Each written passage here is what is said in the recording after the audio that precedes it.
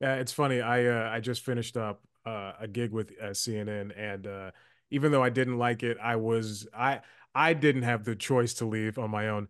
I but it's still good. I'm still so very thankful to have worked with so many great people.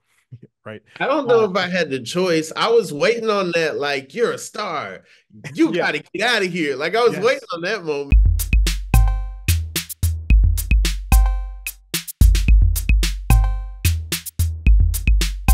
Yeah, it's a month, right? It's coming out. Well, I mean, by the time this comes out, it'll be this will be out a little bit after. But yeah, Okay. you've got time. I saw it on the YouTube already preloaded and everything. This is exciting Mhm. for you. Yeah, yeah, I'm excited. I'm excited. It's been a long time coming. This journey started 2019, and then the pandemic happened, and then I had a lot of time to think about what I wanted to say and what I wanted to do, and honestly, I probably would have chickened out. I honestly would have like just had another collection of just random funny things, and maybe not gone into more like a vulnerable place, Mm. without the pandemic. And then some streamers were talking to me about doing a special, and then they pulled out, and I was like, you know what? I'm gonna do it myself. So Yeah. yeah. But I bet you feel a lot more freedom taking on the special by yourself, so you don't have to be constrained to, oh, Netflix didn't like this, Hulu didn't like this, Prime says you should do this. So now you have this kind of outlaw-ish type deal where you can just say what you want, edit it the way you want it to look, and then put it out. Correct. Yeah, like I'm not responding to notes. I am the notes, and I get to do some of the stuff I've always wanted to do. The first frame of the special is a nod to Richard Pryor's live in concert, which is like one of my favorite comedy specials, but it's also a reference to what was going on in the city at the time because I made the mistake of filming the same day as Beyonce's Renaissance tour was in Atlanta. And so a lot of the people that, might have pulled up couldn't because they had tickets to see Beyonce. And Yeah. so when people see the special, they'll know exactly what I'm referencing. I don't know if you could spoil the first second, You but can go yeah. ahead. Yeah. What day was that?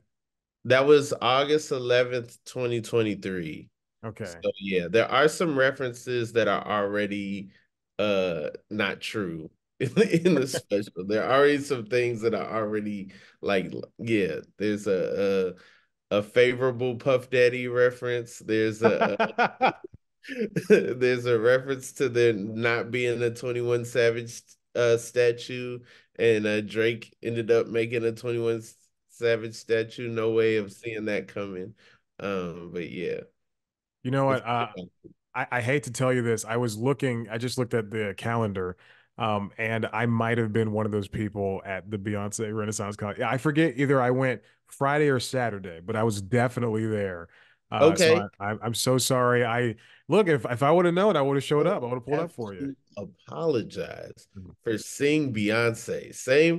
Same city. I'm going to see Beyonce over Rob Hayes every time. Yeah, it's amazing that I showed up. I already had tickets to see her in Vegas, or else Mm. I probably wouldn't have been in the building for my own special.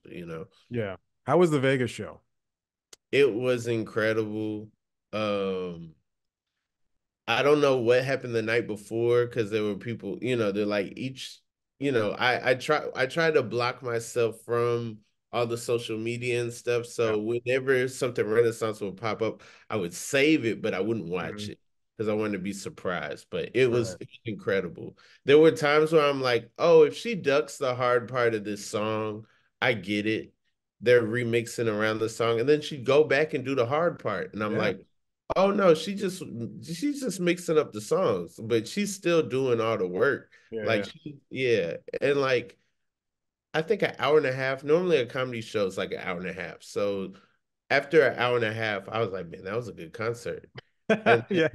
my fiance was like, she hasn't even done like the songs you like off of the new album yet. I Hmm. was like, yeah, I haven't heard Move. I haven't heard Virgo's Groove. I haven't heard uh uh Come Over, I haven't, and then I was like, oh yeah, and then she came out and she did that whole run, America's Got a Problem, and I was just like, oh my God, this might be one of the greatest concerts I've ever been to.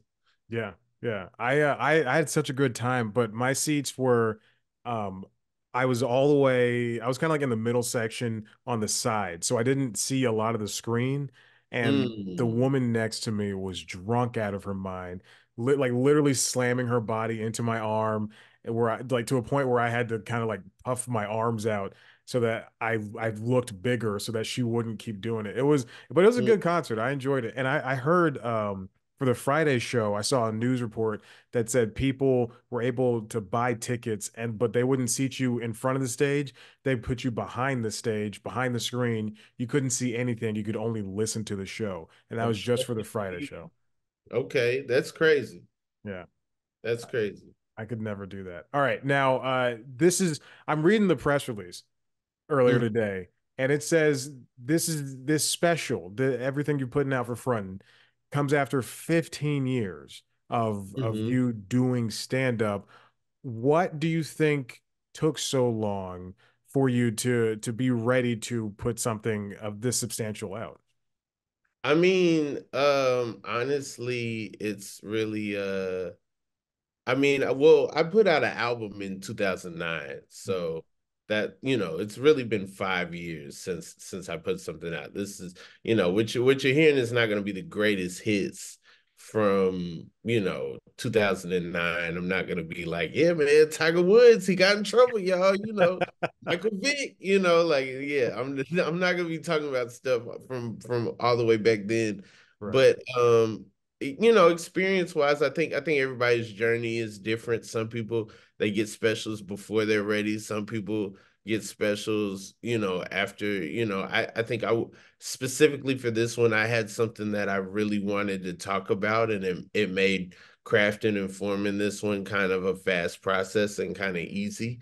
Um, and so, I think it's time. It's a good time now. Yeah, because no one their first few years in a stand-up should be doing or attempting an hour-long special. I feel Right. like I got good at 5 minutes by doing 5 minutes. I got good at 15 by doing 15. And so, now I'm doing 45 to an hour, and that experience is lending me, the ability to feel confident in putting out a longer special.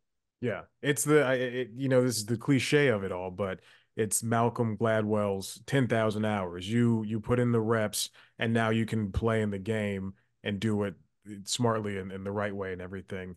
I completely understand it. It makes sense, and that's a very practical way of looking at it. And I mean, even looking at your 5 minutes on the Tonight Show, Late Late Show, and Vice and the Comedy Central, that's those are all such varying platforms. Two of them are late night shows. One of them is a comedy based channel. The other one is a website where people learn about drugs or something.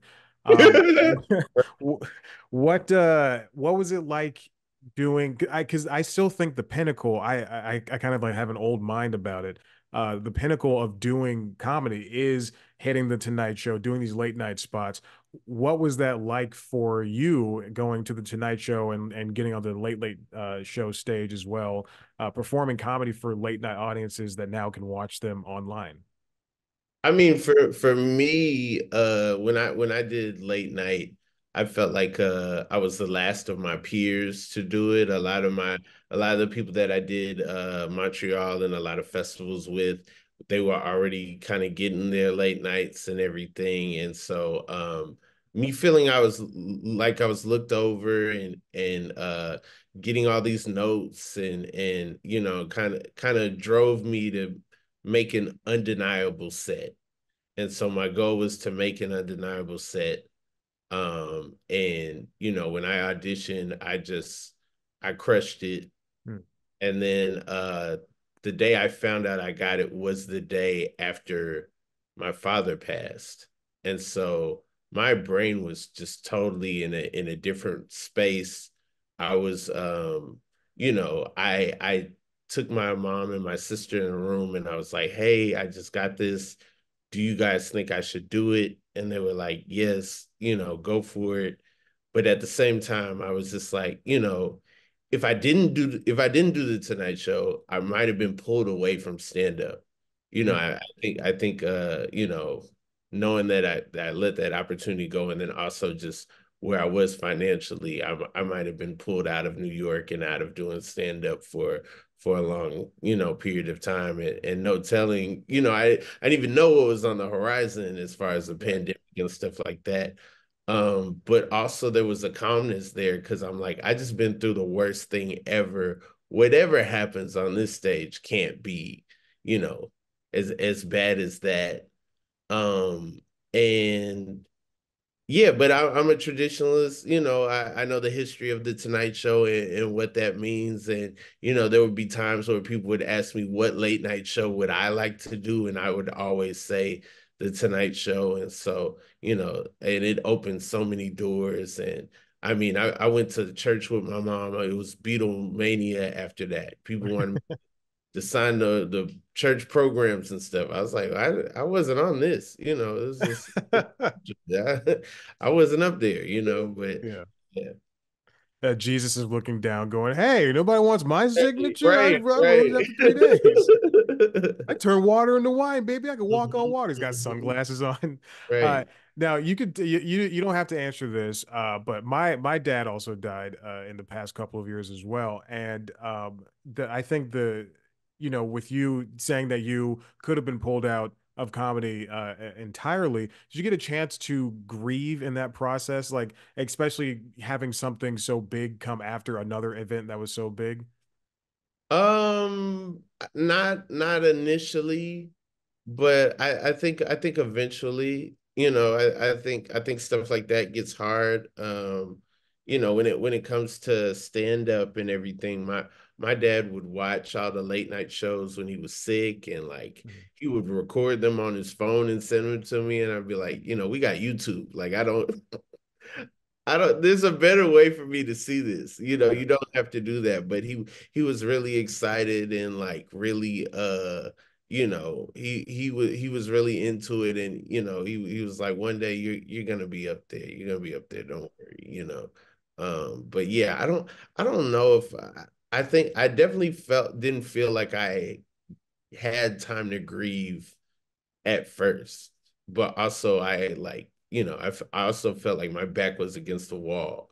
And so, you gotta eat, you gotta figure out how to make money, you gotta figure out how to live. And so I think after figuring out how to live, I was able to like kind of process what I Yeah. went through.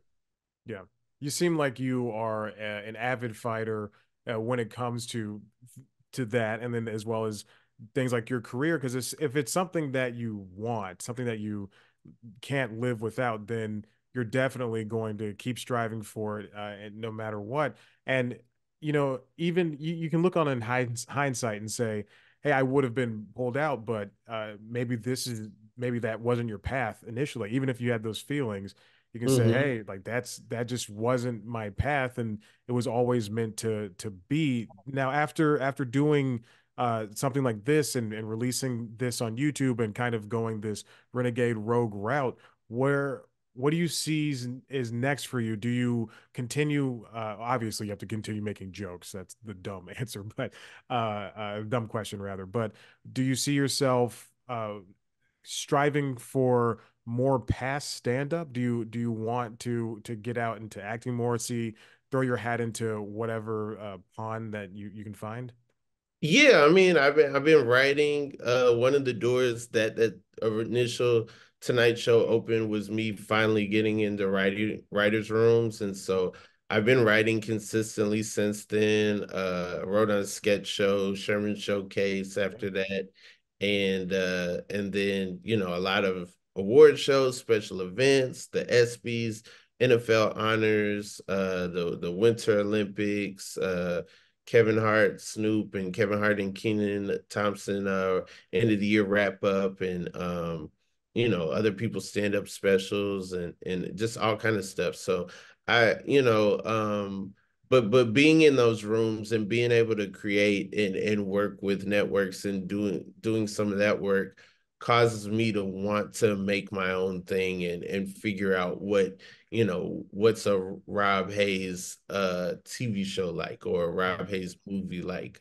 I have an idea for a play, and I'm thinking about writing that. And they turn Mean Girls into a movie, they turn The Color Purple into a movie. Maybe that's the real way to, see my vision first, and then use every, like when you're in a play, you kind of like the audience imagination is kind of in there too. And so Yeah. maybe then I'll be able to like really have my vision seen and everything, Mhm. budget wise. So we'll How see. was it writing for the ESPYs and sports events like that, where in a room where people can't seem to take jokes? What was that like? Right.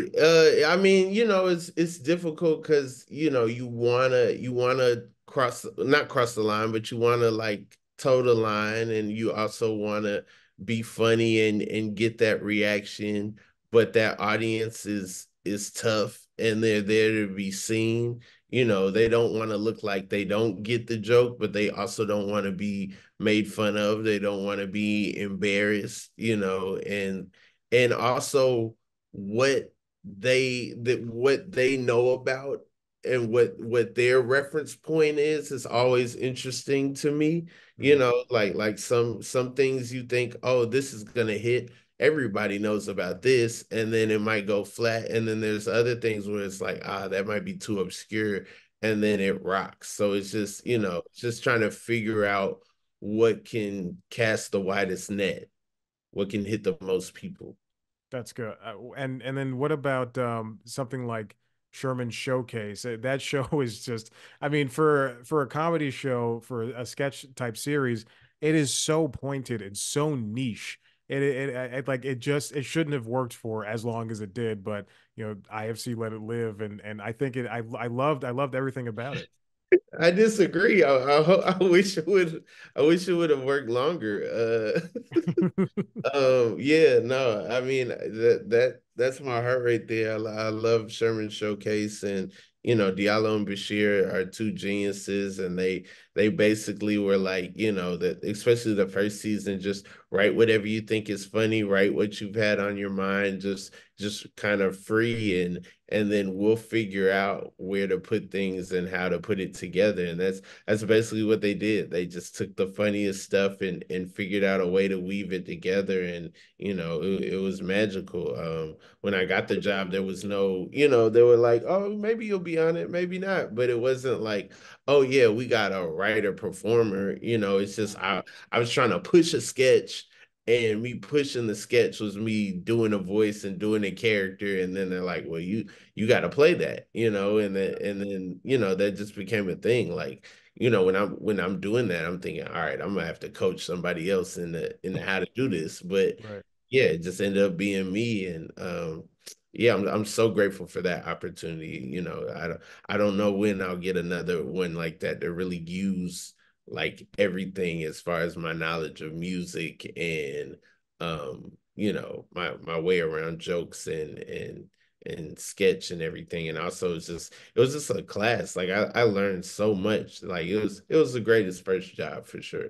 Yeah, Bashir and Diallo are so funny, and it's so great to see Bashir, in big time movies, Hmm. playing giant parts. And I talked to Diallo years ago, and he was one of the first interviews I did where it was like almost an hour, and it was just fantastic. It was just two guys just having a nice time, and I couldn't imagine working under them because they're so talented and really good at what they do. Yeah, it's a lot of fun. It's a lot of fun for sure. Yeah. Like, yeah. Now, so go acting and performing inside of Sherman Showcase. Did that open up anything else? Because I see you on stage, and the way you perform, you're a very funny guy, but you kind of you have this. You just stand in the middle of the stage, especially on the Tonight Show and late late shows. You're just standing there, and everybody's forced to look at you. Whereas for other comedians, we kind of have to follow them around the stage. Is that you being uncomfortable on stage? Is that you not being comfortable in front of the camera, or what is that? Because you're a very funny guy, but I want to see some animation about you.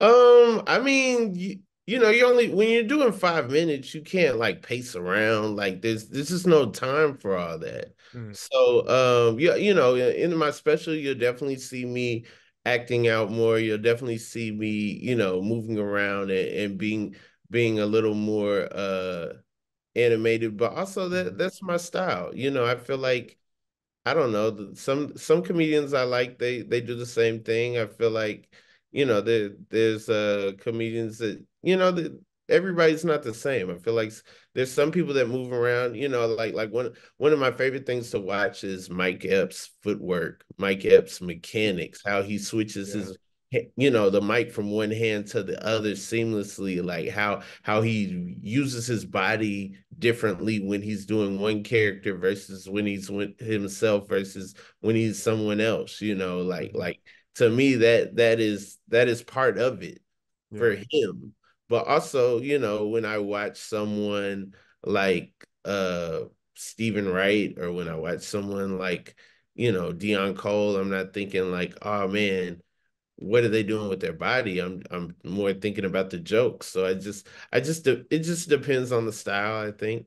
Mhm, You know, I don't know. I For the longest I didn't move and didn't, I guess, inflect my voice as much because I wanted to be a stronger writer.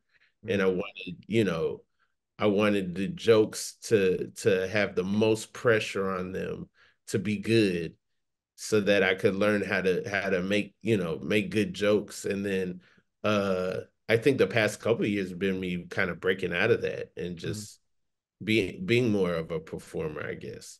Yeah.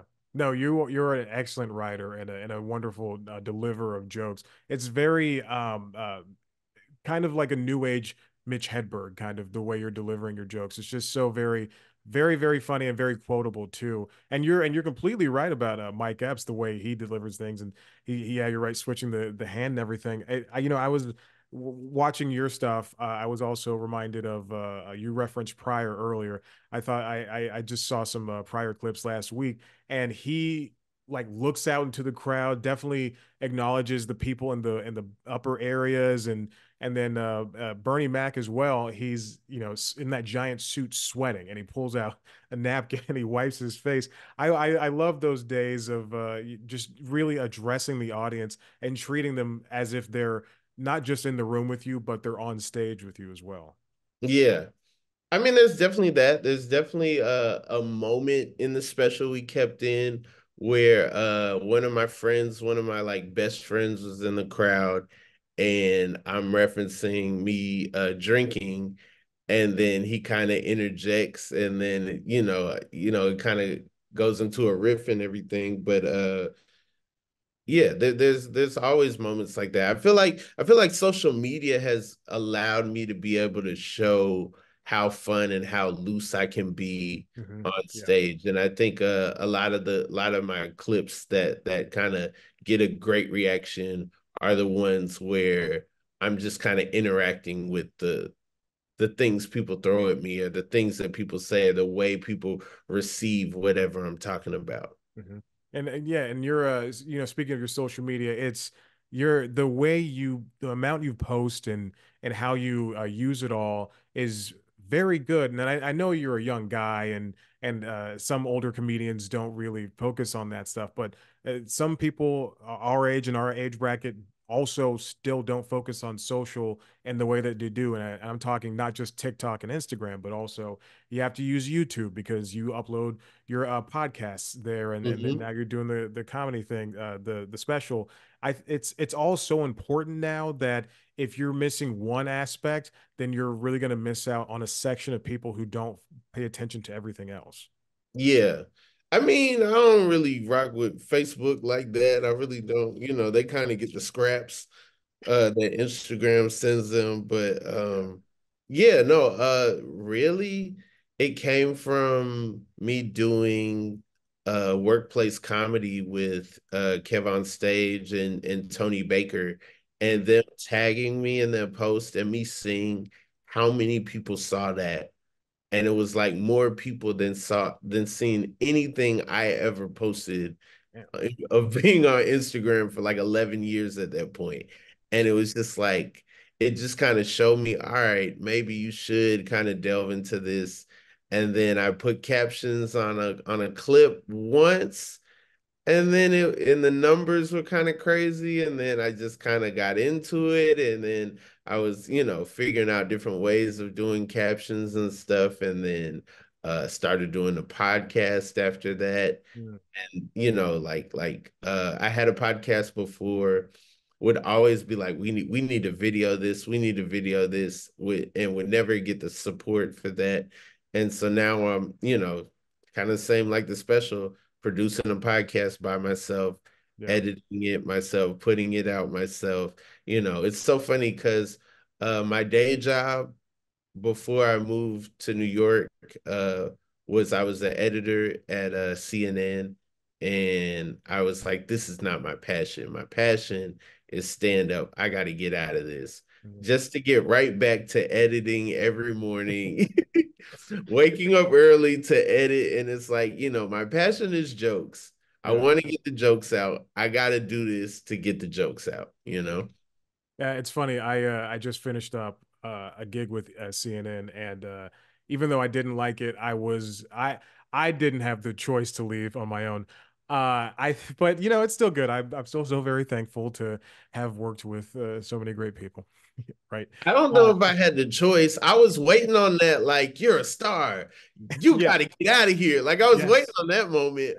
But yeah, no, they my badge didn't renew. And then I was like, hey, can we talk or whatever? But at that point I had started performing at colleges, and I Mm, was I was making a decent amount of money, but I wasn't ready to quit. And then, they just never responded, mhm. and then I never responded. And so, yeah. So, I mean, technically, I guess I still work there. Yeah. Oh, look. I'm gonna tell you right now. If you can log into the WB Screeners app, then you're doing better than me. Because as soon as I was gone from there, they were like, "You cannot watch Wonka anymore," which is unfortunate.